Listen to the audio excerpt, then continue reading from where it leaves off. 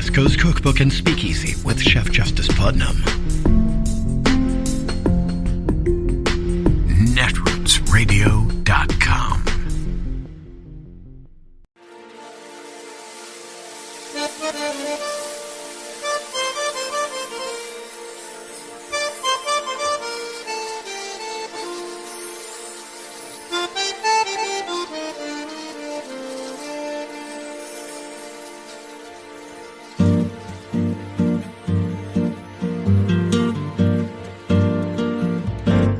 Je voudrais du soleil vert, des dentelles et des théères, des photos de bord de mer, dans mon jardin d'hiver. Je voudrais de la lumière, comme en Nouvelle-Angleterre. Je veux changer d'atmosphère, dans mon jardin d'hiver. Ma fleur sous la pluie de novembre, tes mains qui courent, je n'en peux plus de t'attendre. Les années passent, il est loin, là je tombe. Nul ne peut nous entendre. Je voudrais du Fred Astaire, revoir un latte. A play about censorship is now being censored, and a work from 60 years ago is pulled from schools as too controversial for today. Consider the American classic A Raisin in the Sun, which was a hit on Broadway in 1959, later made into a film. Hailed for its raw depiction of a black family on the south side of Chicago, celebrated for lines like, "There's always something left to love, and if you ain't learned that, you ain't learned nothing." Amen. It was also the first Broadway play written or directed by a black woman, Lorraine Hansberry. She was just 29 when she composed that classic. She died at the young age of 34. Martin Luther King Jr. said at the time when they were celebrating her funeral that a profound grasp of deep social issues of confronting the world today will remain an inspiration, he said, to generations yet unborn. True. And also apparently a threat to some people in the future, which is now. An Oklahoma school is banning Raisin in the Sun from their classrooms. And Hansberry's other major play, The Sign in Sidney Brustein's Window, is now in a revival on Broadway in Manhattan. It features the film and TV stars Oscar Isaac and Rachel Brosnahan and is a big deal and a tale of two plays and the way they're being treated around the country, if you will.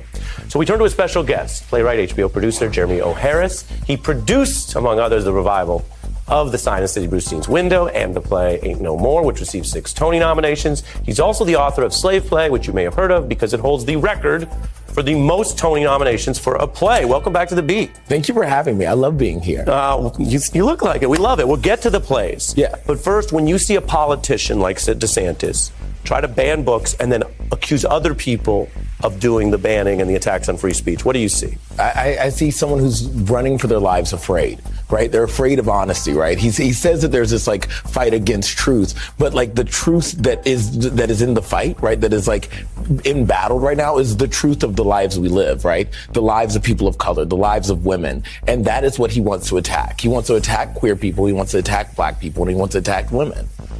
And he looks at someone like you and tells a bunch of people in Florida, you or someone like you, basically, you are waging a war on truth. What do you think of that?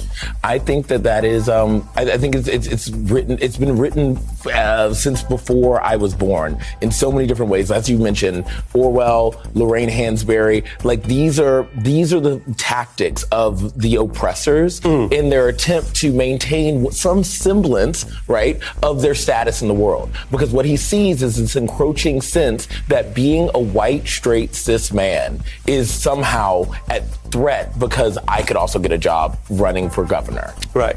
Or that kids in Florida or anywhere might read Raisin in the Sun or one of your new plays. Yeah. Might be exposed to something. Like empathy. Yeah. They might be exposed to empathy. And I think it's so much deeper than politics because what the party is, right, there's a couple political parties, is so much lower and less important than what we're doing, right? If someone says they're a log cabin Republican, right, that means they don't think love should be controlled by the government, and they also maybe want lower taxes. That's fine, right? That's different than someone saying, oh, we need to close our minds to everything, which is what he's asking the schools to do. Well, it's a political tactic as well, right? You know, because the minute that you do this is the minute that you create these factions, right? And articulate that because people like me are writing about the lives of people that they have not seen be written about, put on our biggest stages. And they say that, like, look, they're doing this instead of Arthur Miller. That means they don't want white picket fences anymore. They don't want the nuclear family. They want everyone to be black and queer. And how will we tell our kids that, like, the laws that we're enacting are righteous if they actually empathize with the black gay man that's writing the play on Broadway right now? Facts. And that goes to the other side of the story. I mentioned the ban. Then at the same time, you and others brought this back to Broadway, which is why it's such a striking dichotomy tonight. We have A Sign in Sydney Brewstein's Window. It's a revival of that other Lorraine Hansberry play. I bet everyone remembers Raisin in the Sun. Here's some of the footage of, particularly, by the way, some famous actors. Tell us about this project. Well, so one of the reasons I wanted to do this play is because, you know, there's a lot of many different types of censorship that happen in America, right? There's a soft censorship that happens because something unseats us, and then there's a hard censorship, which is something that Ron DeSantis is doing right now. And that soft censorship is something that liberals often enact, because when sometimes we're confronted by a mirror of ourselves, we often say, like, I don't know, I don't like that. You know, and Mel Brooks, when he saw this play, Mel Brooks and Anne Bancroft in 1964 wrote a letter to the community and said, we saw one play that is that rare play that unites audiences. And I know that it's a uniting play because artists love it, but a lot of critics don't. Liberal critics didn't. So he mentions each of the critics that didn't like it, and he was like, yet when you walk out of this play, you will have an overwhelming sense of curiosity about the world we live in, because she's asking questions about people that look like us. Well, you know what Method Man said? What did he say? F a rap critic. He talk about it while I live it. And you got a lot of people who are engaged in some of these topics because they want to put other people down or virtue signal or help a political party. Civil rights is not in the main about helping somebody win an election. It's about everyone having equal rights. So walk us through what it meant also to cast this cast. It's a very diverse cast, but it also has people who aren't always on Broadway. I think we'll put the photos back up. Oscar Isaac, a lot of people know him from Star Wars. Yes. Here he is doing a 3-hour, very dense play that tells people, hey, if you're a liberal who only likes this story when it casts you as a hero, a liberal hero, a white liberal hero, whatever, maybe you're part of the problem too. Yeah. I mean, Anne Kaufman, our amazing director, who actually directed the show in Chicago, and I saw it when I was like 22 or 23. She calls this play Jewish Hamlet, right? Because, like, Hamlet in our canon is the most complex figure that we have, psychological figure that we have for any male actor to play, any female actor to play, any play.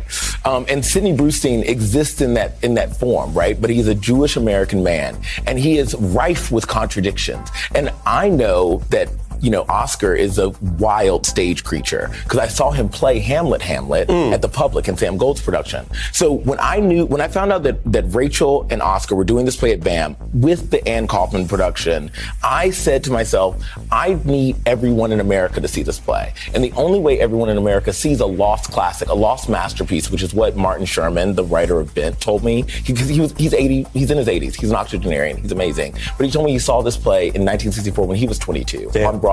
Damn. And he told me it is a shame that America does not recognize their classics when they happen right in front of them. Right. Because this is one of the great jewels of American writing. And so when I knew that this great jewel of American writing was happening in Brooklyn and maybe had a chance to go to Broadway, I sent Rachel a text and I said, Rachel, I'm going to call some people. I'm going to get this to Broadway. And in 3 weeks, we got it to Broadway. Wow. Because what a Broadway play does, I know this because it happened to my own play. A Broadway play shines a huge spotlight on a text. Right. It's just different. I mean, I'm only going because I have to get a break and head to Joy, but like a book or a movie, it stamps it for America. And it means that in Nebraska, in Oklahoma, in all the places where they're banning books, banning the writings of black women, black queer women, because Lorraine Hansberry was also queer, it means that they're going to have to do it at some high school. They're going to have to do it at some regional theater because Poe Dameron and Mrs. Maisel just did it on Broadway.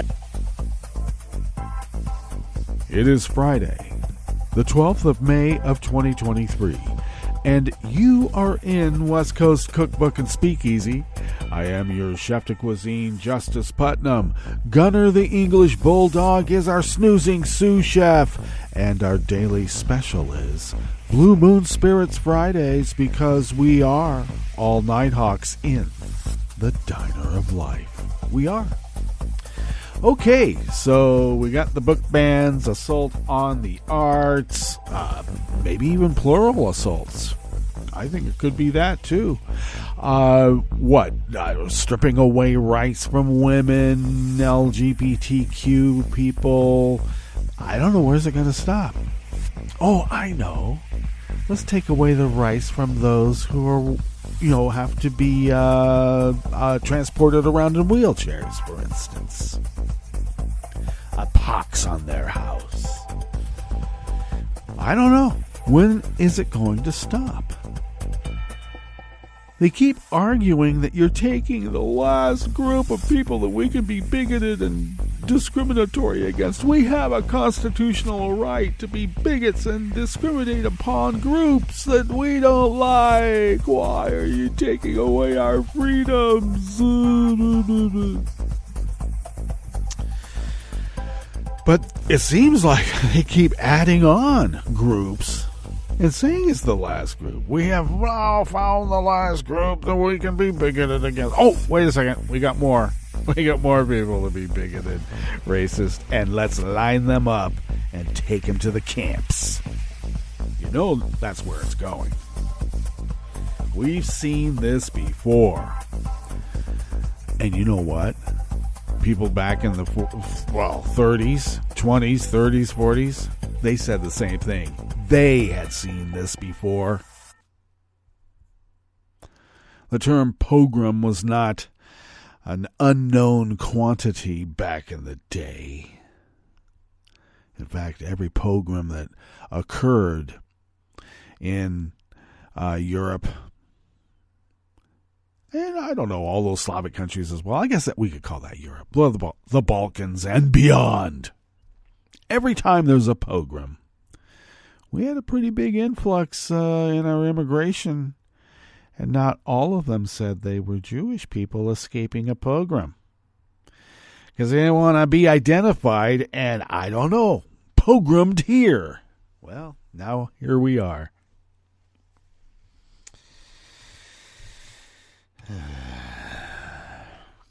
I'm getting tired of it. Aren't you? I'm getting tired of these ghouls. The ones that clapped at that town hall. Now, I didn't give CNN an eyeball because we were celebrating Mom's 86th birthday. And then I watched the Warriors beat the Lakers. Let's see if they can do it tonight. It being Friday, of course. And I didn't watch it in real time because I refused. And I still haven't turned on CN because right now I refuse. But I'll get some info by others who have analyzed it clip by clip. Isn't that how we always get our news anyway? I rarely saw things in real time. I see it on Twitter. How long is that going to last? Yeah, they got a new CEO. Here comes a new Nazi boss, same as the old Nazi boss. Picked her right out of NBC's ad department. Come on over here. We need somebody who's really competent in running a propaganda shop and, a right-wing neo-Nazi outfit with 4chan, Stormfront, and the lady said, I'm your gal. I'll bring those advertisers back to this cesspool of, right-wing ugliness. Because she knows all the Burgermeisters. Okay? Let's just be clear about that. She knows all the Burgermeisters. All right. Did she come from NBC?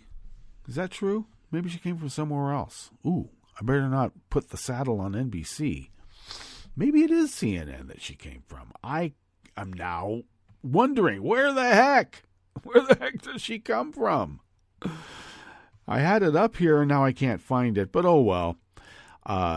Yeah. So you've probably heard Elon Musk is going to be stepping down in a few weeks. Wink, wink. And he's brought in a lady from an ad department from somewhere, running the ad department for, a big media operation. And that's the one who's competent enough to take over this right-wing 4chan propaganda shop that Elon has taken upon himself to destroy on purpose because it worked too well for us. Yep, got out of hand. Wild West just proves that when people, live in the Wild West, they might be able to have some order. Yeah. The other side wants it to be the OK Corral all the time. Shoot 'em up. You don't get a bunch of Nazis elected to office without a bunch of Nazis electing them to office. I'm tired of giving these people a pass. Oh, we have to be so reverential to them. They're the salt of the earth. Oh, no, they're not. They're a bunch of burgermeisters themselves, petty burgermeisters. It takes a lot of money to have the arsenals that these effers have and the mega monster trucks to drive them around in. And look at the house, too. The house is like, a little McMansion itself.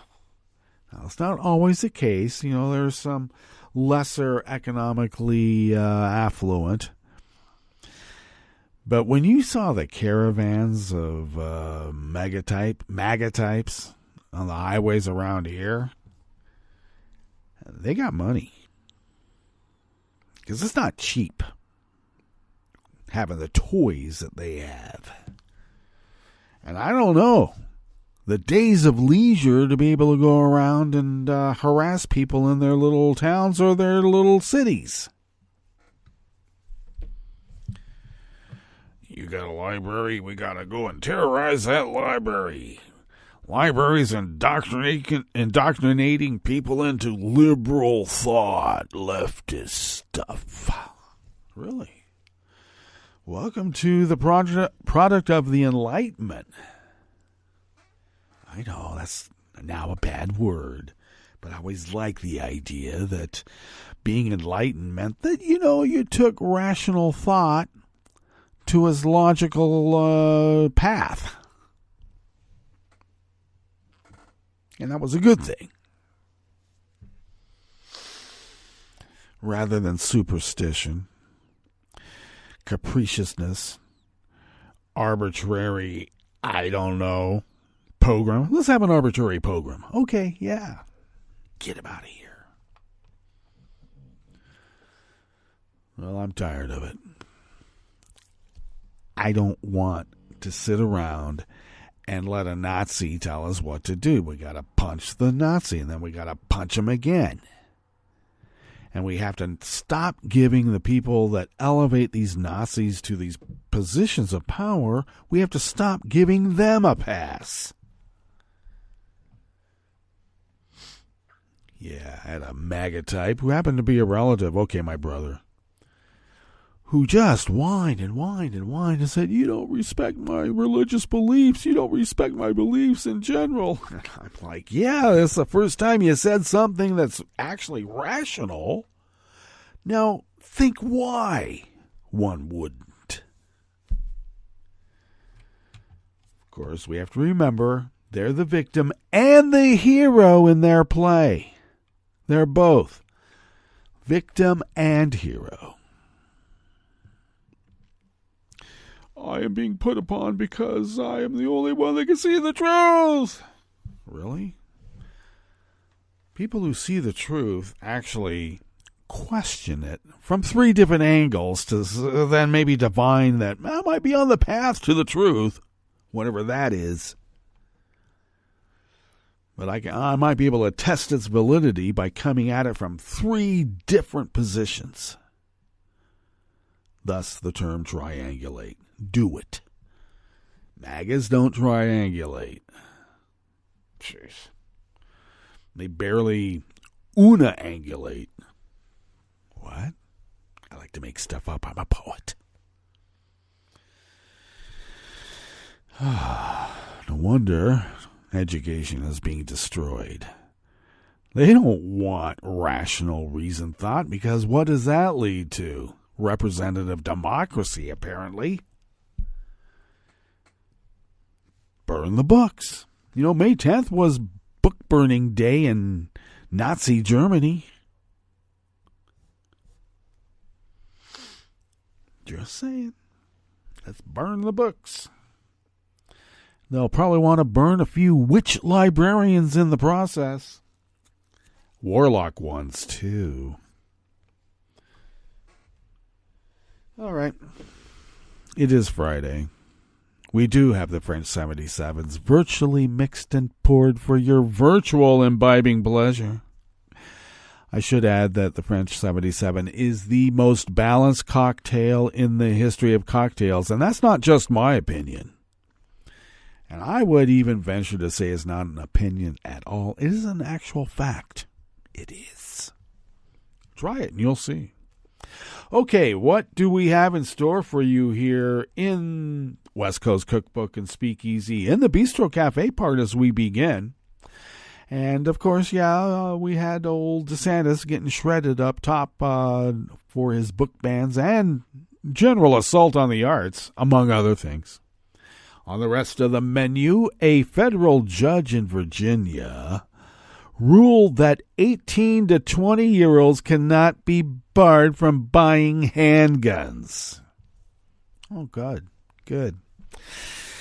I wonder what kind of judge that is. Federalist Society judge, possibly? Yeah, Federalist Society judge. DeSantis wanted to rewrite Florida's press laws, but conservative media helped kill the effort. Oh, let's find out what that one's about. I like hearing that. And when researchers launched solar-powered balloons up 70,000 feet, they detected a hidden acoustic world, including mysterious noises without any known origin. Ooh. The world is speaking and we're not listening. After the break, we move to the chef's table where the UN Human Rights Body passed a resolution on human rights abuses in Sudan. And Norway takes over the presidency of the Arctic Council from Russia. All that and more on West Coast Cookbook and Speakeasy. Bon appetit.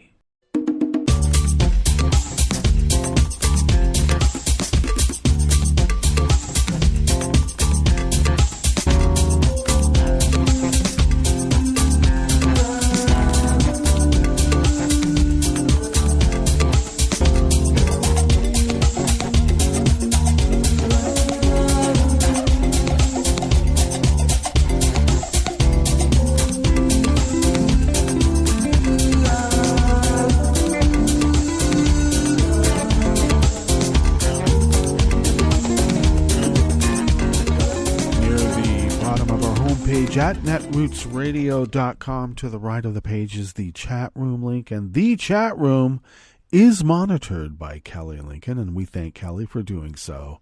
Across the page from that chat room link to the left near the bottom of our homepage at netrootsradio.com is the link to our Patreon page. And if you could become a recurring Patreon of Netroots Radio, and if you could possibly send us what you might spend on an espresso type coffee drink, for instance, if you could send those funds to us once a month, it really helps us pay our bills and all the other sundry costs that are accrued while running this powerhouse of resistance against dark forces arrayed not only against representative democracy here in the great United States of America, but around the world too.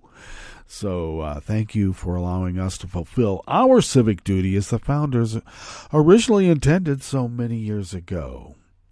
If you would like to follow Netroots Radio on Twitter while we're still there, and also on Mastodon and Spoutable, do so at Netroots Radio. Tom takes care of that. Thanks, Tom. You can also follow me on Twitter while I'm still around as well. Who knows? Like I said, here comes the new Nazi boss, same as the old Nazi boss, and we'll see how long that lasts. But you can also find me on Mastodon and Spoutable as well, under the moniker of Justice Putnam, at Justice Putnam, because you know why? That is who I am. It is. That's me. Really. It's my real name. Just letting you know. I didn't make it up. But anyway, just incidentally as well, I post the show notes and links diary on Daily Codes 10 minutes before showtime, and you can always find the links to those diaries on my social media feeds. I make that plural on purpose.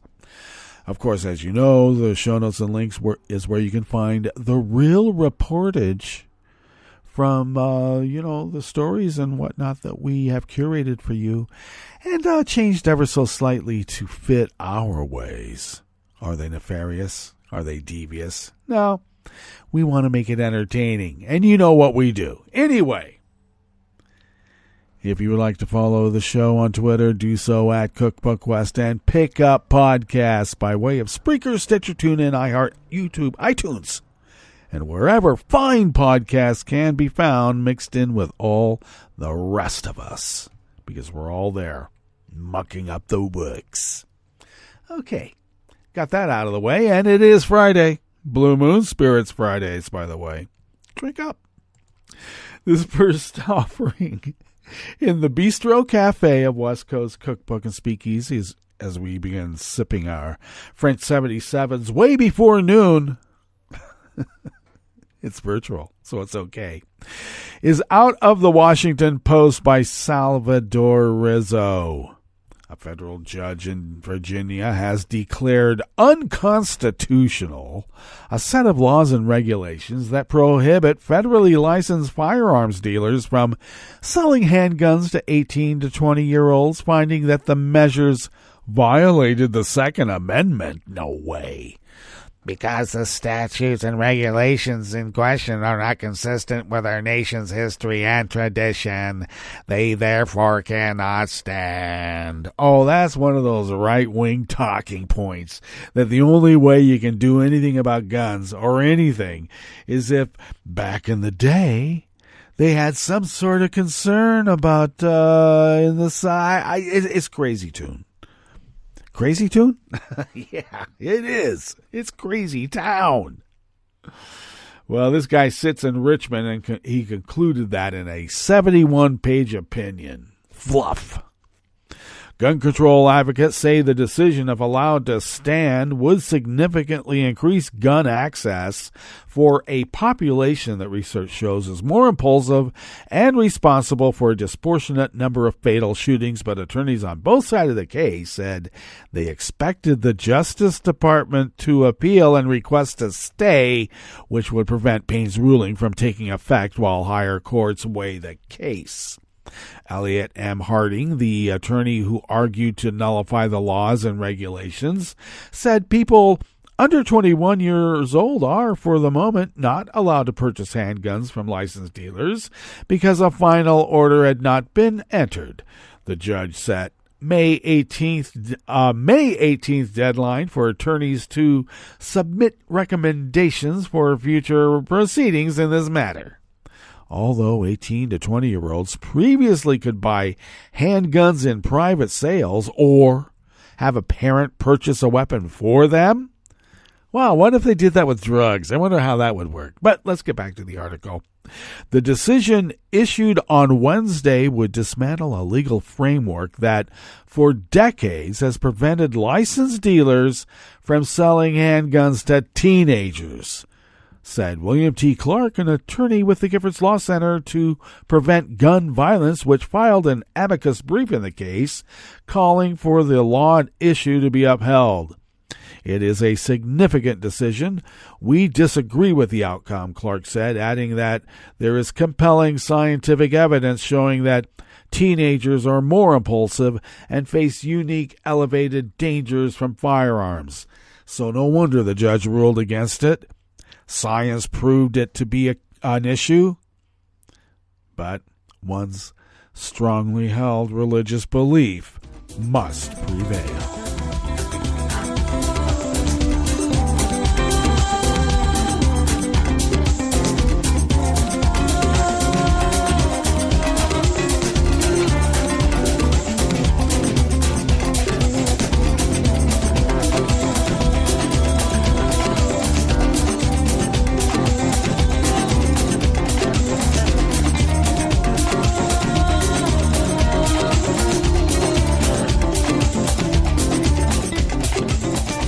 Lori Rosa and L.A. Azadi of the Washington Post brings us this next offering here in the Bistro Cafe of West Coast Cookbook and Speakeasy Blue Moon Spirits Fridays.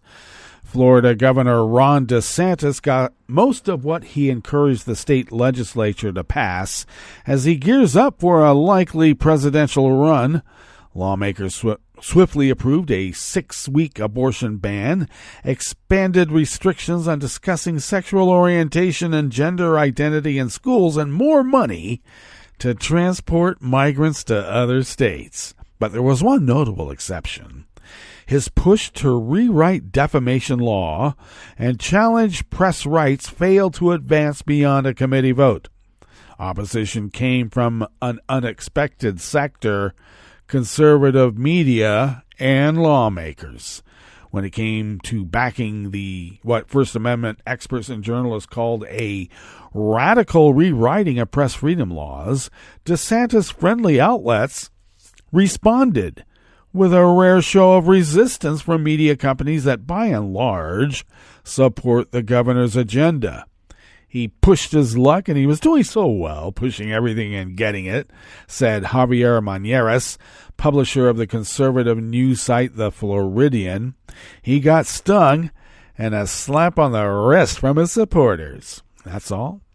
The rare defeat for DeSantis comes as donors, activists, and supporters have voiced concern in recent weeks that he has embraced extreme positions that could hurt him in a general election. They point to recently passed abortion ban and his war against Disney. The defamation bill's defeat appears to offer yet more evidence.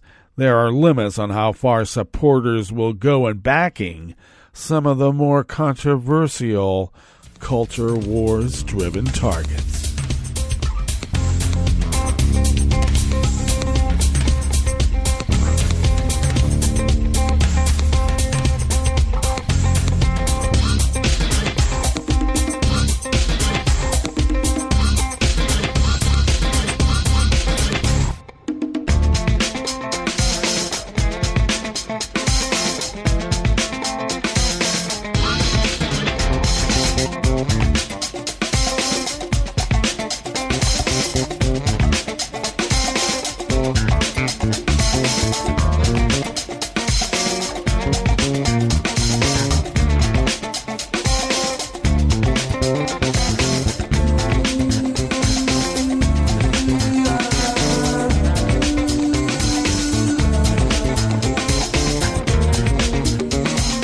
Carolyn Y. Johnson of the Washington Post brings us this final offering here in the Bistro Cafe of West Coast Cookbook and Speakeasy. At first listen, Earth's stratosphere seems calm and quiet, but when researchers launched solar-powered balloons up 70,000 feet, they detected a hidden acoustic world, including mysterious noises without a known origin. The noises are infrasound, inaudible to the human ear, just as light in the infrared spectrum is invisible to the human eye. When recorded with specialized instruments and sped up a few thousand times, they sound like muffled, staticky whispers. Some sounds picked up by the balloons have a clear source, a low murmur, similar to the sighing heard when a seashell is cradled to your ear, and is the distant sound of ocean waves slamming into each other. But other intermittent crackles defy explanation. We spend an inordinate amount of time arguing what things are, said Siddharth Krishnamurti, a research technologist at NASA's Jet Propulsion Laboratory in Pasadena, California. I've been doing it for about 10 years, and the fact that there's mysterious sounds that I don't understand is troubling, but it's not like a revelation, said Daniel Bowman, a principal scientist at Sandia National Laboratories, who builds and launches the solar-powered balloons. Bowman is presenting his latest work this week at the 184th meeting of the Acoustical Society of America in Chicago. But it's funny to speak with folks like you who are like, wait, what? You're hearing stuff? And no, we don't know what it is. Understanding the sounds is more than an intellectual pursuit. Scientists launching balloons on Earth want to use our planet as a test bed for interpreting balloon-based recordings so we can one day send similar balloons to study other worlds. Floating balloons into Earth's stratosphere turns out to be a surprisingly low-tech enterprise. Well, we learned all about that, didn't we? Bowman constructs solar-powered hot balloons using ordinary materials found at a hardware store, sheets of painter's plastic and shipping tape with charcoal powder sprinkled inside. To avoid his creations being mistaken for spy balloons or interfering with aircraft, he gives the FAA a heads up about his experiments. Now, the sun heats the air inside the balloon, making it less dense than the outside air, and away it goes. The balloon reaches the stratosphere before the sun sets, when the change in temperature causes it to descend. The balloons go wherever the wind blows them. One traveled all the way from central New Mexico to the outskirts of Houston. Bowman initially got interested in using balloons to measure volcanic eruptions in spots on Earth that don't have great surveillance. A balloon floating above a volcanically active region could detect the sound waves generated by an eruption and warn airplanes to alter their flights. But the balloons have more recently been used as a sky-based earthquake monitor. The seismic waves generated by earthquakes move through the air, but also create sound waves that then move through the air. Scientists have recently proved that it's possible to detect a range of quakes from near or far using this method. For instance, a network of balloons was able to measure a large 7.3 magnitude quake from nearly 2,000 miles away. From closer up, balloons have been able to detect much smaller quakes. Proving that such measurements can work and are accurate on a planet that scientists mostly understand will provide ground truth for future extraterrestrial measurements. The challenge is to figure out how to do this on Earth, and then we'll export it to Venus because, it's really hot there. And will painters Visquain last? We'll see. All right, more at that article at the show notes and links diary, so go check it out.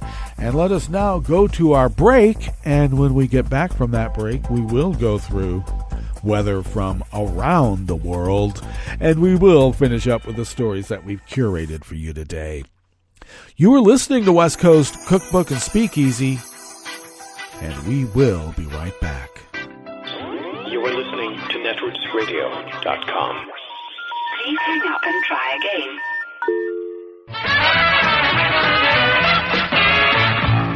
From a point at sea to the circles of your mind, a new force is at work for planetary transformation. New radio for a new Earth.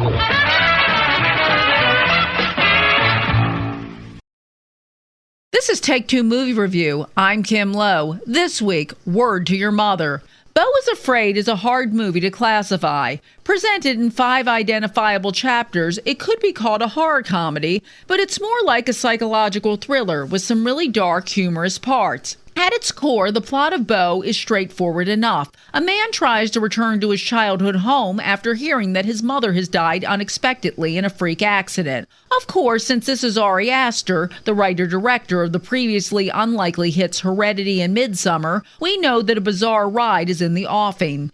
This one feels like a Freudian fever dream, complete with the legend of Beau's father's death during sex and a penis monster in the attic. Indeed, you'd be hard-pressed to name a film more Freudian than this one, in which we find a highly successful, overpowering mother, played by both Zoe Lister-Jones and the divine Patti LuPone, who goes to such extremes to protect her only child from the world that she essentially destroys his emotional growth. Joaquin Phoenix's portrayal of Beau is nothing less than extraordinary, proving once again that Phoenix is arguably one of the best actors working today. However, fine performances aside, Beau is Afraid is at times overwhelming. Running a minute under 3 hours, it's a marathon that isn't for those used to movies of this genre ending in 90 minutes with all, if not most, of the loose ends tied up. And anyone who claims to have Beau is Afraid all figured out at the end is probably lying, or at the very least not picking up on the details. This one is a college-level film class oozing with symbol and metaphor at every turn and requiring repeat viewings, which few are going to want to give it.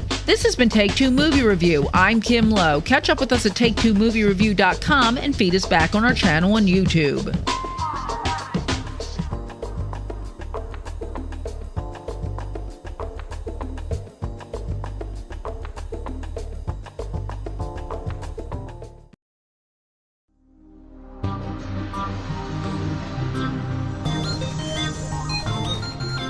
This is Scientific American's Science Quickly.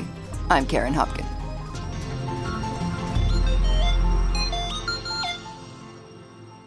Little kids say the most nonsensical things, like my son at the aquarium when he was 2 or 3. They say blue, blue. I think that one and different as saying blue, blue. Even sweeter are the sounds they make when they're just beginning to explore their vocal capabilities. But human babies are not unique, at least when it comes to this sort of inarticulate articulation, because a new study shows that baby parrots also babble before they leave the nest. The findings appear in the journal Proceedings of the Royal Society B, Biological Sciences. When baby humans are babbling, they're kind of stringing a bunch of sounds together in sort of unintelligible ways. There's no identifiable context. Carl Berg is an associate professor of biology at the University of Texas, Rio Grande Valley. He says parrot babble is really very similar. Gibberish is a good descriptor. They're kind of mixing everything together and just seems like they're regurgitating everything they've ever heard before. Berg and his colleagues have been studying a species of parrot called the green-rumped parrotlet in Venezuela. We've been intensively monitoring the population. We're in our 35th consecutive year. The researchers positioned video cameras inside the birds' nests, but it took them a while to notice the baby parrots running through their vocal warm-ups. We initially missed it because when we first started filming inside the nest cavities, all the action, sort of all the interesting things seemed to be happening when the parents would arrive. That prompts the babies to start clamoring for food. But when their parents are away, the nestlings take turns napping, preening each other, and talking to themselves. Oftentimes the other siblings are asleep. And they keep up this peeping and cheeping, even after those siblings have flown the coop, leaving them the last little parrotlet left in the nest. So they're spending endless hours in there alone, and, they do look kind of bored, and we see babbling then as well. This nestling nattering differs from adult conversation in that it's a little lackadaisical and very, very quiet. If you're standing just a few feet from the nest, I suspect you would not hear it. Whereas mature calls are much faster paced. And generally more strident. Keeping these experimental vocalizations to a whisper makes sense if you want to avoid attracting predators to your nest. And South American parrots are not the only ones that do it. Berg has since found that the babies of another type of parrot, one that lives in Mexico and southern Texas, also babble, in work that he'll be presenting at the Animal Behavior Society's annual meeting this summer.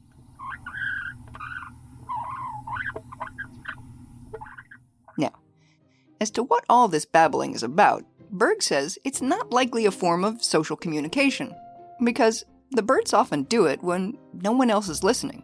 Of course, a better explanation for what they're doing is that they're practicing and possibly adjusting the way they make certain calls as they get a better handle on what they're hearing, presumably by watching and listening to adults as they interact. So, in addition to producing the standard feed me chirps, the babies are tossing out contact calls, like the ones adults use to coordinate their movements, alarm calls, like the ones that ring out when a parrot spots a snake or a hawk, and warbling calls that are produced to defend the nest. But in babbling, all these calls are just sort of jumbled together, without any readily identifiable purpose or context. It's like a rehearsal for when the birds really do have nests to defend, behaviors to coordinate, and predators to warn about. So babbling is a medley, a tossed salad of all these different calls that either are already or will eventually be used in more specific functional contexts. Berg also found that a babbling parrot's playlist can be boosted by steroids. By giving a modest dose of corticosterone to nestlings twice a day for a week, we were able to show that the corticosterone-treated nestlings had a larger repertoire. Well, that makes sense because stress hormones are key to coordinating a baby bird's growth and maturation. Now, as to whether having a more extensive songbook might be beneficial, it's quite possible. A large repertoire in songbirds has been shown to be advantageous in numerous ways related to reproduction. To find out if the same is true for parrots, Berg will continue to observe his oldest feathered friends. One way we can figure that out is by continuing the long-term ecological monitoring, where we capture essentially every individual in the population and put unique color bands on them. That way, Berg and his colleagues can assess whether the parrots who had the widest vocabulary in their baby days are the movers and shakers in parrotlet society today. At least as evidenced by their reproductive success, which would be something to crow about. Science Quickly is produced by Jeff Delvicio, Tulika Bose, and Kelso Harper. Subscribe wherever you get your podcasts, and visit scientificamerican.com for updated and in-depth science news. For Scientific American's Science Quickly, I'm Karen Hopkett.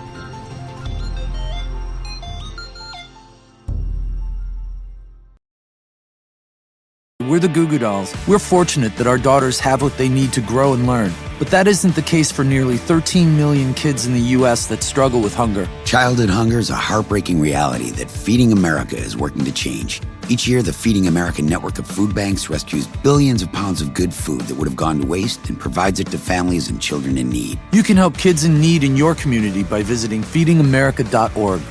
Brought to you by Feeding America and the Ad Council. Hi, I'm Tom Hartman, and since you're listening to netrootsradio.com, show your progressive side and go to the donate button on the bottom of the homepage. It's progressives like you who power Netroots Radio and keep the progressive message beaming everywhere 24 hours a day. Just go to our donate button at the bottom of netrootsradio.com. Thank you for keeping progressive radio at full power.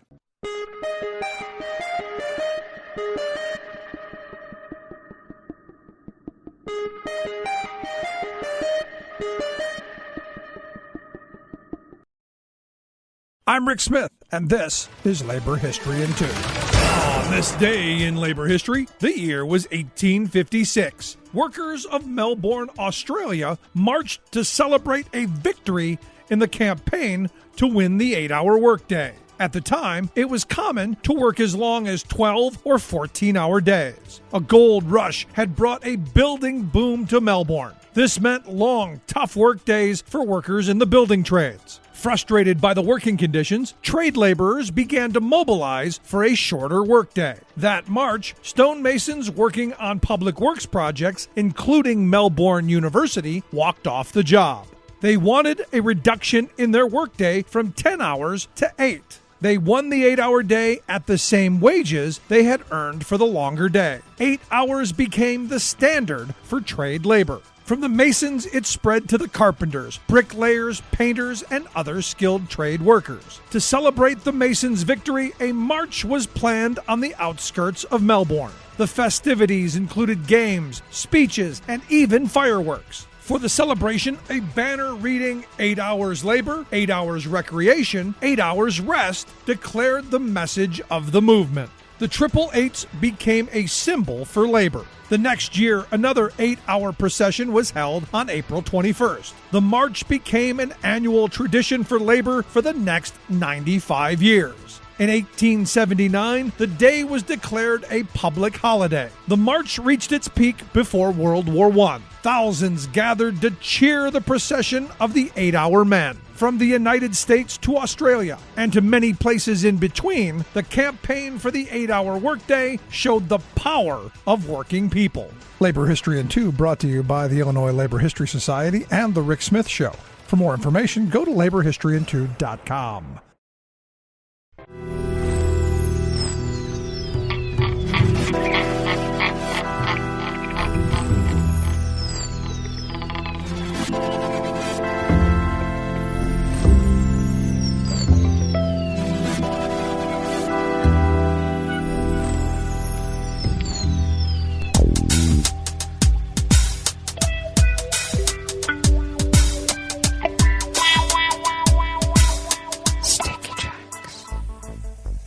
Thank you for accompanying us here to the chef's table at West Coast Cookbook and Speakeasy. Blue Moon Spirits Fridays, because we are all Nighthawks in the Diner of Life. We always begin, whether from around the world, along the banks of the Rogue River and the Rogue River Valley of southern Oregon on the west coast of the continental United States of America, where it is currently 53 degrees Fahrenheit, expecting highs in the mid to upper 80s. We remain under an active heat advisory. Sunny conditions throughout the day with winds out of the north-northeast at 5 to 10 miles per hour. Clear skies overnight with lows in the the low to mid 50s, winds out of the north-northwest at 5 to 10 miles per hour. And then mainly sunny tomorrow with near record high temperatures, highs near 92 or more, winds out of the east-northeast at 5 to 10 miles per hour. Grass pollen remains high right here in the little town of Rogue River. The air quality index for the region is in the good range at 15 parts per million, and that daytime UV index is now very high at level 8, so take care. Barometric pressure is just about ready to fall at 30.15 inches. Visibility is up to 10 miles, and relative humidity is at 97%. Weather from around the world is brought to you by a crowd of crowdsourced weather stations that a crowd crowdsources from around the world. London is 55 degrees and cloudy. Paris is 56 and cloudy with a thunderstorm advisory that could impact critical electrical infrastructure. Rome is 70 degrees and partly cloudy. Kyiv is 68 and fair. Kabul is 64 degrees and partly cloudy. Hong Kong is 74 and partly cloudy. Hong Kong is 63 degrees and cloudy. Sydney, Australia is 60 degrees and fair. San Francisco, California is 54 degrees and mostly cloudy. And New York is a sweltering 80 degrees Fahrenheit and fair. And that is weather from around the world, brought to you by a crowd of crowdsourced weather stations that a crowd crowdsources from around the world.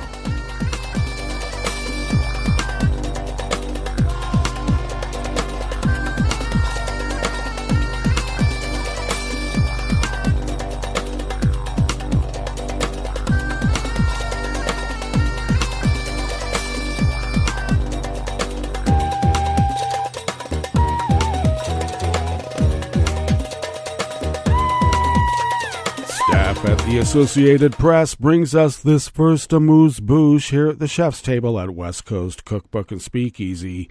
Blue Moon Spirits Fridays, because we are all Nighthawks in the Diner of Life. The United Nations top human rights body adopted a resolution yesterday, Thursday, that drew attention to mounting civilian deaths and rights abuses in Sudan since a bloody conflict erupted between the African country's two top generals last month. The violence in Sudan has so far killed more than 600 people, including civilians, and displaced hundreds of thousands. The fighting has also spread to other regions, namely the restive Darfur region. The Human Rights Council, made up of 47 UN member states, narrowly passed the resolution, with 18 states voting for the resolution, 15 against, and 14 other nations abstaining. The resolution aims to further scrutinize human rights violations taking place in Sudan since April 15th. The fighting in Sudan started as a result of a power struggle between the chief of Sudan's military, General Abdel Fattah Burhan, and rival General Mohammed Hamdan Dagalo, who commands the powerful paramilitary Rapid Support Forces. Arab and African nations, including Sudan, featured heavily among the 15 countries that rejected the UN move, citing it as a potential barrier to talks underway in Saudi Arabia. More Western countries voted in favor, with Europe and the United States having co-sponsored the draft resolution. Late in the day, the U.S. State Department announced that representatives of the two forces had signed a declaration recognizing their responsibilities to facilitate humanitarian action to meet the emergency needs of civilians. The statement said the talks would now focus on arranging an effective ceasefire of up to approximately 10 days to facilitate those humanitarian efforts. The rivals agreed to enable the safe delivery of humanitarian assistance, the restoration of essential services, the withdrawal of forces from hospitals and clinics, and the respectful burial of the dead, the announcement said. During the opening speech of the session, United Nations High Commissioner for Human Rights Volker Turk accused both forces of violating international humanitarian law.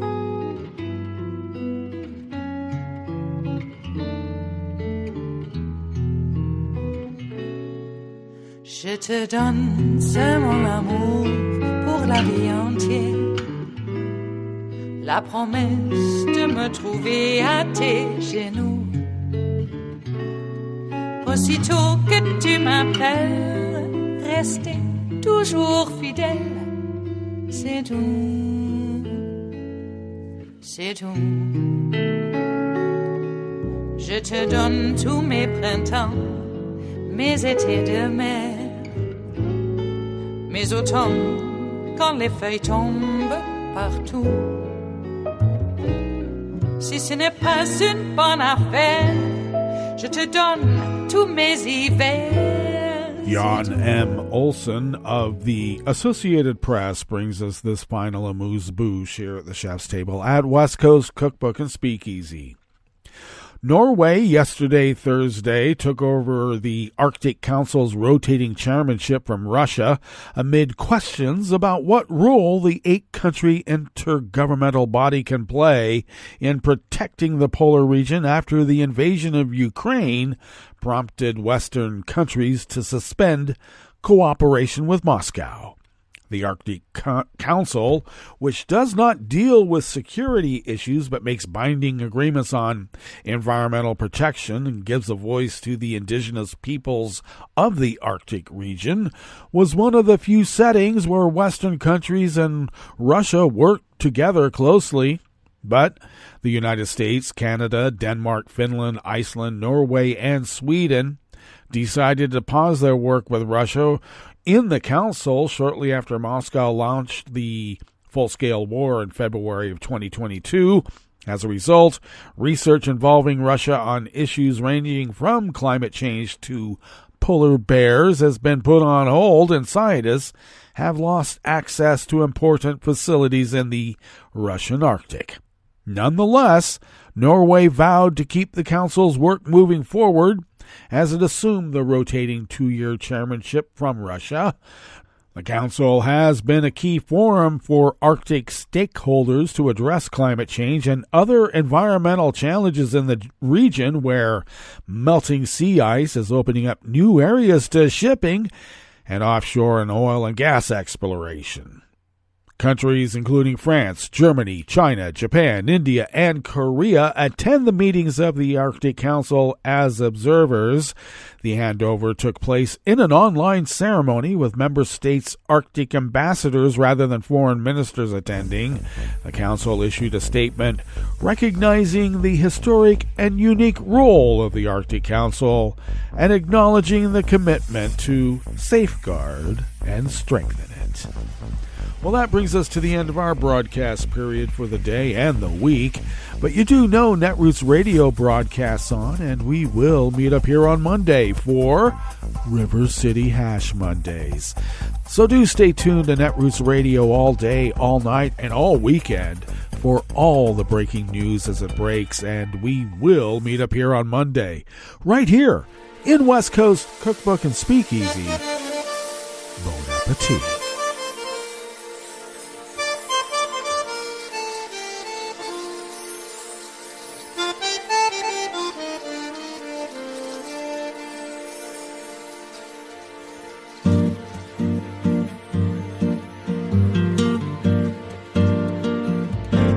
Je voudrais du soleil vert, des dentelles et des théières, des photos de bord de mer, dans mon jardin d'hiver.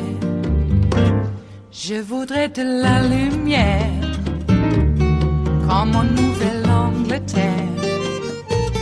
Je veux changer d'atmosphère, dans mon jardin d'hiver. Ma fleur sous la pluie de novembre, tes mains qui courent, je n'en peux plus de t'attendre. Les années passent, il est loin, là je tombe. Nul ne peut nous entendre. Je voudrais du Fred Astaire, revoir un latte Goer. Je voudrais toujours te plaire dans mon jardin d'hiver. Je veux déjeuner par terre, comme au long de golfe clair, t'embrasser les yeux ouverts dans mon jardin d'hiver.